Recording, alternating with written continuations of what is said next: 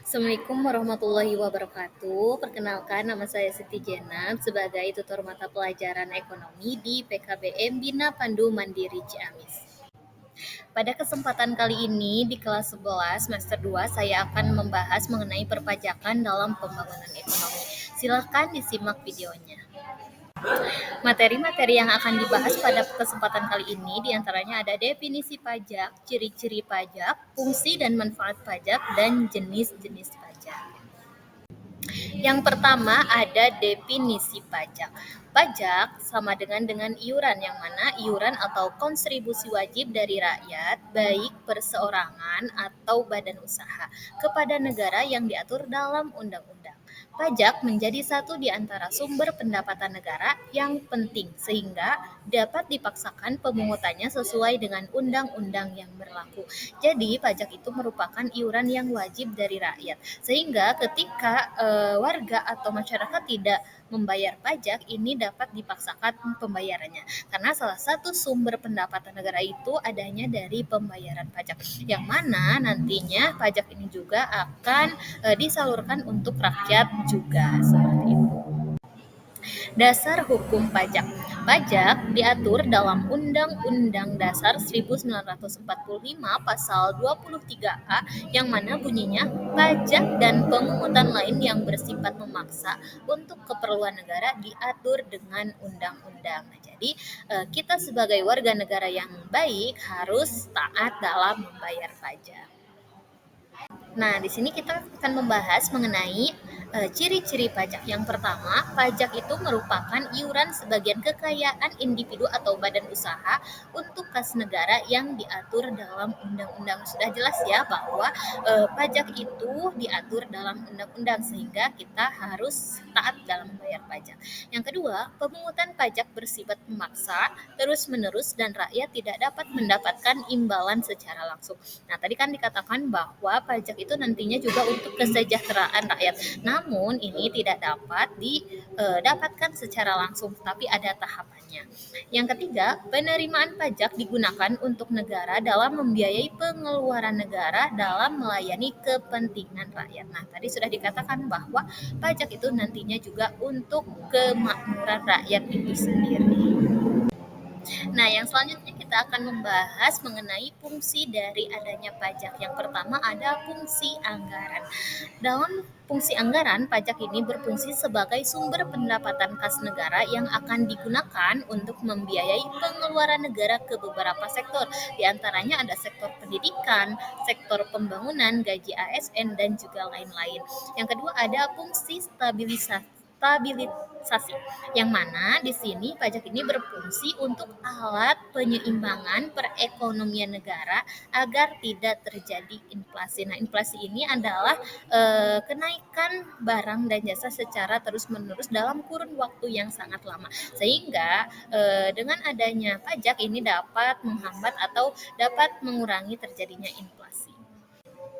Yang ketiga ada fungsi pemerataan atau distribusi, yang mana pajak berfungsi dalam penyeimbangan dan penyesuaian antara pembagian pendapatan dengan kesejahteraan rakyat. Nah, dalam hal ini pajak berfungsi untuk pemerataan pendapatan rakyat. Yang keempat ada fungsi regulasi. Pajak di sini berfungsi sebagai alat untuk mengatur atau melaksanakan kebijakan negara di bidang ekonomi dan sosial. Fungsi mengatur atau regulasi ini diantaranya untuk memberi perlindungan terhadap barang produksi di dalam negeri. Contohnya ada pajak pertambahan nilai atau PPN. Yang kedua, pajak dapat digunakan untuk menghambat laju inflasi atau kemerosotan nilai uang, atau yang sering kita sebut dengan KRUS. Yang terakhir, pajak dapat digunakan sebagai alat pendorong ekspor. Contohnya ada pajak ekspor barang 0%.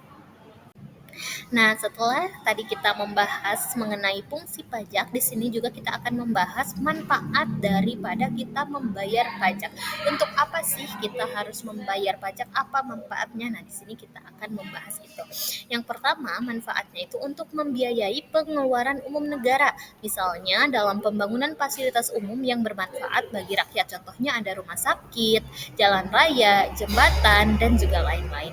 Yang kedua, belanja pegawai sesuai, yang diantaranya ada ASN, polisi, TNI, dan juga lain-lain. Yang ketiga, sumber pembiayaan alat keamanan negara. Jadi alat keamanan negara itu dapat dibeli atau dibiayai dari pembayaran pajak. Yang keempat, untuk memberi subsidi, diantaranya ada subsidi pupuk, bahan bakar, dan juga listrik.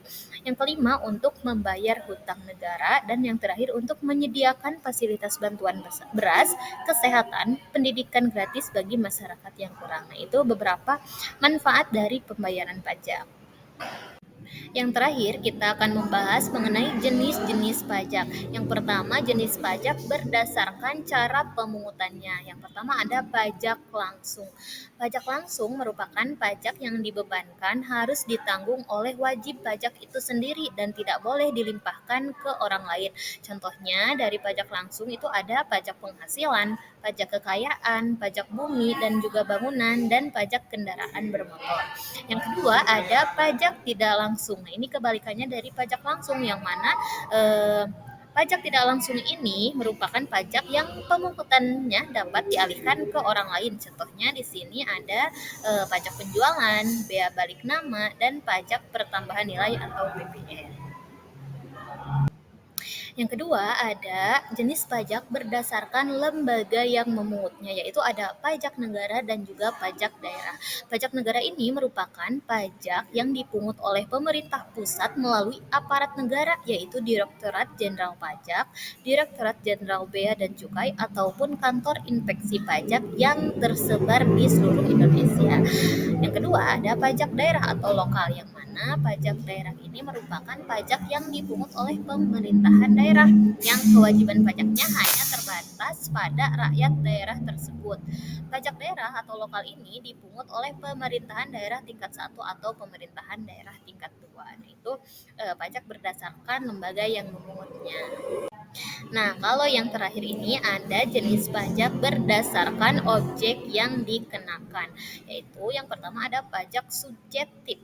Pajak subjektif ini merupakan pajak yang jumlah pemungutan pajaknya berdasarkan keadaan subjeknya atau orangnya. Contoh dari pajak subjektif ini adalah pajak kekayaan dan juga pajak penghasilan. Yang kedua ada pajak objektif, yang mana pajak objektif ini merupakan pajak yang pemungutannya berdasarkan objek. Contoh dari pajak objektif ini biasanya ada bea materai, bea masuk, pajak kekayaan, pajak impor, pajak bumi dan bangunan, pajak kendaraan bermotor, dan juga lain-lain. Itu berdasarkan objek yang dikenakan. Jenis pajak berdasarkan objek yang dikenakan. Sekian materi yang dapat saya sampaikan pada pertemuan kali ini. Mudah-mudahan bermanfaat, dan jangan lupa untuk membayar pajak tentunya, dan untuk mengerjakan penilaian di link pembelajaran dari. Wassalamualaikum warahmatullahi wabarakatuh.